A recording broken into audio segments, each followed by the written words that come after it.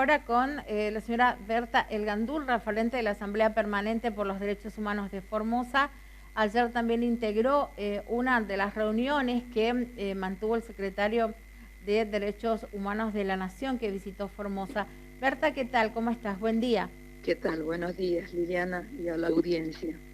Bueno, Berta, ¿con quién han compartido la audiencia y bueno, qué le han planteado a esta autoridad de nación? Mira, nosotros compartimos la audiencia con organizaciones del oeste, APCD y EDIPA, que es el padre Juan Rosanco de Ingeniero Juárez y el compañero Pablo Chaneta de Las Lomitas. Nosotros planteamos en conjunto la vulneración de derechos que hubo en los centros de aislamiento, tanto en Formosa, en Clorinda, como en Ingeniero Juárez. Al mismo tiempo se planteó esa represión que hubo en el oeste, la criminalización de protesta, que tuvo como saldo esos 20 detenidos hoy ya liberados, pero que están en cuarentena. De ese planteo que hicimos, hubo un reconocimiento. Nosotros, si tuviera que ponerle un título a esta charla, le pondría que hubo receptividad por parte del secretario de Derechos Humanos y su equipo, hubo receptividad, hubo reconocimiento de los excesos y el compromiso de que se haría recomendaciones al gobierno de Infran. Pero bueno, cuando salió a la conferencia de prensa, la misma se centró en negar que en Formosa hubiera centros clandestinos de detención.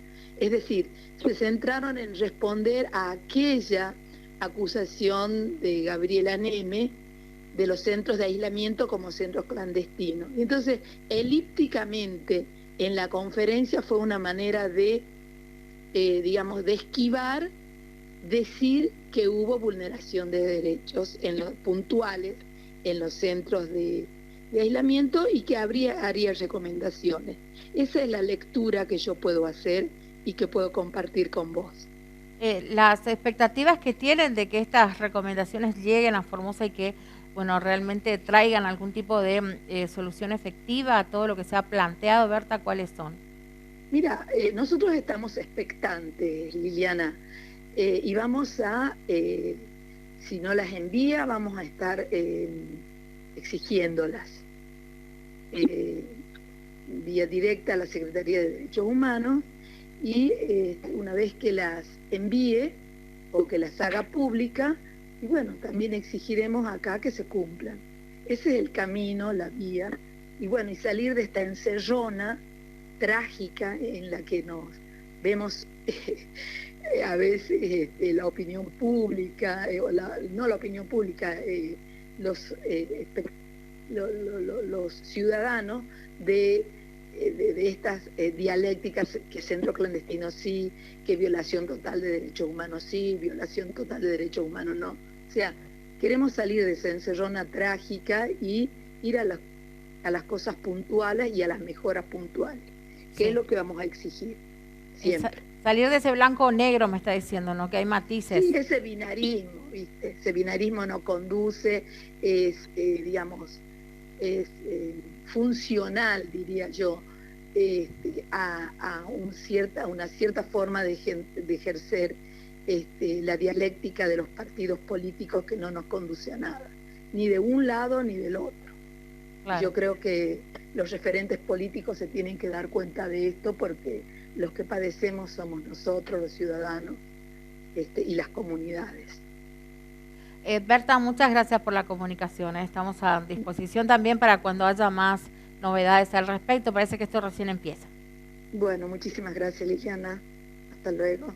Bueno, conversábamos recién con el referente de la Asamblea Permanente por los Derechos Humanos, Berta El Gandur, que formó parte de esta reunión. Ella misma la describía como altamente receptiva, aunque después, cuando escuchó la conferencia de prensa, intuyó, ¿no? Y sintió que se estaba o giraba todo en torno a dejar claro que para este funcionario nacional no hubo una violación sistemática del sistema, ni centros clandestinos de detención. Esperaba más. En la reunión también participó un referente, uno de los 15. Nosotros habíamos compartido con ustedes un documento que tomó Estado Público, que llevó la firma de al menos 15 sacerdotes de Formosa, pidiendo mayor apertura al gobierno a la hora de el manejo de la pandemia, de la cuarentena, que se deje, para sintetizarlo, que se deje la persecución a pueblos originarios, la manera en la que se los estaba tratando, además de otras cuestiones más.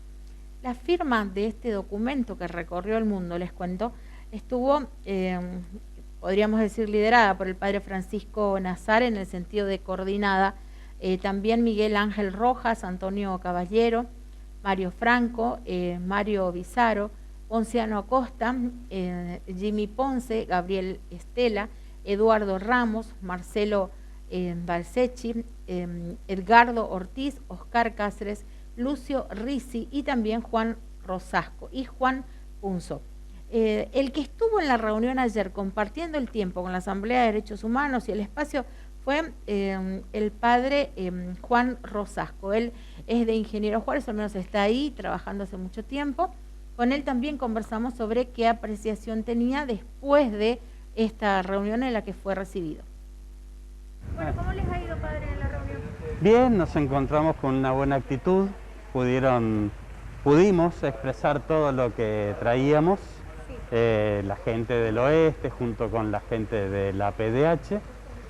Tuvimos una buena recepción, eso nos alegra. Nos prometieron que íbamos a seguir en diálogo, que íbamos a poder seguir encontrándonos, y eso nos parece muy importante, que esto sea como el inicio. Claro. Recibieron nuestras denuncias, pues hicimos denuncias concretas, además los documentos donde nos pronunciamos, pudimos decir, bueno, esto lo decimos por esto, esto lo decimos por los 15 detenidos, esto lo decimos por los 12 de acá, esto lo decimos por estos centros, y pudimos aportar actas, testimonios de la gente que está viviendo esta situación. Claro. Específicamente, ¿qué les respondieron por estos casos que ustedes plantearon? Y nos respondieron que ellos iban a tomaron todas las denuncias, ya habían tenido, algunas de ellas ya las tenían de antes, y dicen que nos van a hacer, nos prometieron que iban a hacer recomendaciones que no las conocemos, me imagino que las anunciarán en la conferencia de prensa que van a tener un rato. Allí van a dar las recomendaciones que ellos consideran que el Estado de la provincia tiene que tomar. Usted, padre, forma parte de un grupo de sacerdotes que puso un documento público, 12 en realidad. Si nos puede radicar un poquito y conversar sobre qué solicitaban en general. Lo que pedimos es que se puedan tomar medidas, pero consensuadas, donde se escuche a la sociedad civil, donde las medidas no sean impuestas con la fuerza policial. Sí. Entendemos que tiene que haber medidas sanitarias, seguro, no queremos que no haya. Tampoco queremos ponernos en contra de nadie, sino a favor de la gente. Sí. La gente ha sido vulnerada en sus derechos, han sido llevadas con fuerza, han sido privadas de la comunicación, con hacinamiento, mala comida. A ver, yo para poner un ejemplo, ayer nomás que salí de Ingeniero Juárez, recibía el testimonio de alguna gente que dice: cuando vemos que vienen los hisopadores, nos escondemos en el monte, porque hay más miedo al aislamiento, a las medidas que se toman, que al virus. Claro. Y eso nos parece fundamental, que tiene que ser escuchado, porque si no, vamos a seguir escondiéndonos y no va a haber medida sanitaria posible. En esa zona en particular, la relación con quienes tienen que ejercer esas circunstancias de hacerle los hisopados, de informarlos, de explicarles dónde van a estar, en qué centro. No, eso es muy pobre. Sí. Eso es una de las cosas que la gente todo el tiempo reclama. De noche o en horarios que no estaban esperando, si sos positivo te llevan. Sin tiempo para arreglar tus cosas, para acomodarte. Parecen más medidas policiales que sanitarias, ¿verdad? Hay mucha queja que no estamos recibiendo el informe. De hecho, hay 4 que fueron detenidos y que ahora están en cuarentena. ¿Por qué los detuvieron? Por manifestarse frente al centro de salud del Barrio Obrero. ¿Y qué es lo que pedían? Que se informe con papel, que se documente, que salí positivo, que salí negativo, que la gente que está adentro en los centros de alojamiento preventivo, donde están aislados, que recibieran ahí una información adecuada, fehaciente. ¿Por qué si yo ya tengo 3 hisopados negativos sigo estando aquí encerrado, encerrada? Esas son las voces que traemos del oeste. La denunciante dijo que se supone le habían amenazado de muerte, por eso los detuvieron a todos. Bueno, son palabras contra palabras. Hay que escuchar a todos y si hay malestar hay que ver quién ejerció la primera violencia, ¿verdad? Padre, la relación en este caso en esa zona de las fuerzas policiales con, digo la zona por los hechos de María Cristina, que se han visibilizado en el documento que ustedes presentaron, ¿qué han pedido con relación a eso? Si se ha pedido algo. En concreto pedimos que esa causa se cierre, que el sobreseimiento se diese en difícil y que no sigan haciendo el aislamiento aquí, sino que lo puedan hacer en su comunidad. Ellos dicen, vamos a terminar enfermándonos aquí. Vinimos sanos, queremos volver sanos a nuestra comunidad. Se tiene que respetar la idiosincrasia, tener casos especiales. Bueno, eso es un derecho constitucional, sí. Es un derecho constitucional. Hay un tratado internacional, para los que no lo conocen, el 169 de la OIT, que específicamente dice que todo lo que se haga con comunidades indígenas tiene que existir una consulta previa, libre e informada. Eso no se cumplió en esta provincia. Y particularmente en temas de salud, ese convenio internacional que la Constitución lo asume como los pactos preexistentes, dice que las medidas de salud tienen que ser consensuadas, tienen que ser atendidos según los usos y costumbres, incluso usar los medicamentos ancestrales, ¿sí? Por ponerte alguna de esas cosas. Que la persona que los atiende preferentemente tiene que ser de la misma comunidad. O sea, hay todos unos derechos que la Constitución y que la Nación ha aceptado que no se están respetando. ¿Alguna otra necesidad insatisfecha de la zona que se haya mencionado? O al hablar de los pueblos originarios. Hablamos de las necesidades de salud, más allá de lo que tiene que ver con la pandemia, y ponía un caso muy concreto, una niña de 12 años que se fracturó el brazo, Paula, y se lo fracturó anteayer. Ayer a las 7 de la tarde todavía estaba esperando en el Hospital de Ingeniero Juárez para ser trasladada a Formosa Capital para ser atendida. Lo pongo como ejemplo, porque en el interior no tenemos especialistas. El sistema de salud en el interior, no solamente por el COVID, sino que hace mucho tiempo que está en crisis. Y necesitamos respuestas donde las inversiones no sean solamente en bonitos edificios, que los agradecemos profundamente, pero que esos edificios están llenos de la atención que todos merecemos.